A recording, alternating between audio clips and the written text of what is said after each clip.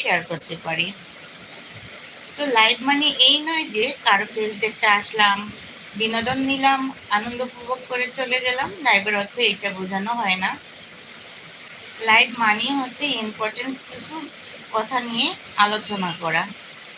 আর কিছু মানুষ যারা বোঝে, অ্যাটলিস্ট সবার ক্ষেত্রে তা না, যারা বোঝে যে লাইভ একটা ইম্পর্টেন্ট জিনিস বা এটা একটা ব্যক্তিত্বের মাধ্যম গড়ে তোলে, তারাই শুধু মোটিভেশন নিয়ে এই লাইভে আসে এবং কিছু কমেন্টসের মাধ্যমে তথ্য জানার চেষ্টা করে।